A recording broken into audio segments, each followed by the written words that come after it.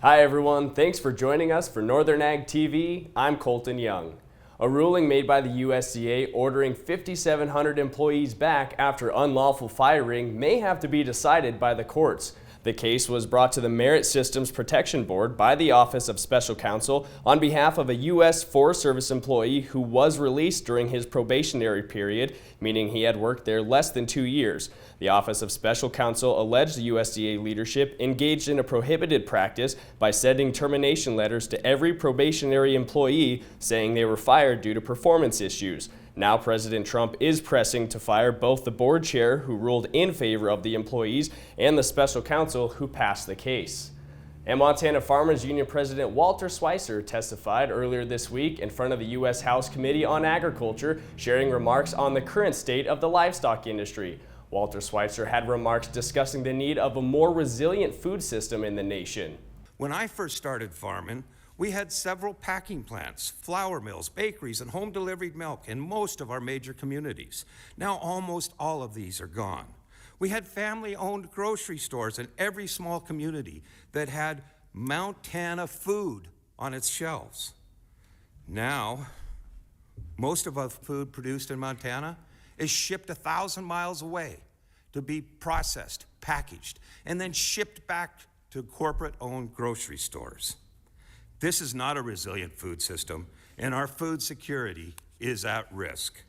Schweitzer also shared remarks addressing the competition laws with monopolized packing plants in the cattle industry.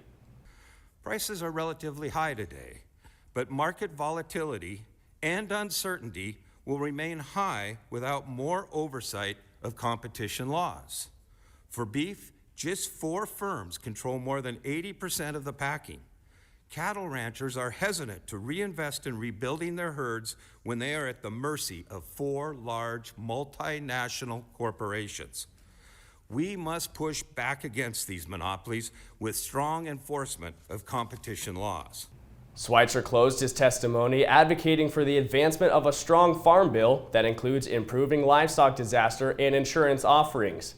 And spring baseball season must be on its way because the Trump administration threw another curveball at us, announcing that 25% tariffs on Mexico have again been postponed another month after a conversation with the country's president. This is the second one-month postponement that Trump has announced since the first releasing of the tariffs. The postponement would apply to the goods that are compliant with the trade agreement between U.S., Mexico, and Canada that he made during his first term. Stay with us. We'll be back with the market reports right after this. From the beginning, we've worked closely with farmers. BNSF's ties to the agricultural community go back 175 years. Together, we've innovated to make the U.S. agriculture supply chain one of the most efficient and productive in the world. Our strong relationship powers BNSF still today and helps us move the nation like no one else can. At BNSF, we move the nation for you. Talking with someone that you know is stressed out, those are difficult things to approach, but if you're good friends with those people, reach out and say, I'm here to talk to you. We can find somewhere to get some assistance. It's hard to get involved, but at the same time, you want to just say, hey, there is help available. For more tips in dealing with stress in agriculture or for free counseling for egg producers, visit beyondtheweather.com. Well, the cattle markets took the tariff news rather good earlier this week, but now are trading a couple dollars down in the feeder contracts, mainly due to quiet cash cattle trade. Live bids for cash cattle are at $197 and dress bids at $310, both $2 lower than last week's averages. Packers are waiting for lower prices in the market to fill slaughter schedules, but we should expect to see their interest improve to close the week out. Feeder cattle contracts did close down around $2, and the live cattle contracts down around 20 cents.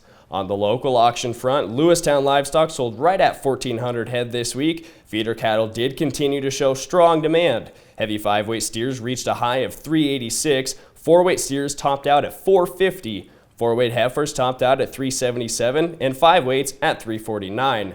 And the spring bull sale season continues to show very strong demand. Oxbow Ranch at Wolf Creek, Montana sold 22 older bulls averaging $10,000 a head, 66 yearling bulls at $10,500, and 21 commercial open heifers at $2,250.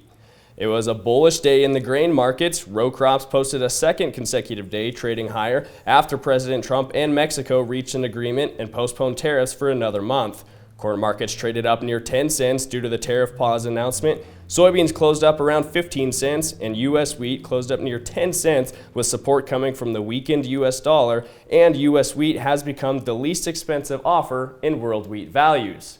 Well, that's going to do it for our Northern Ag TV. Thanks for joining us. I'm Colton Young.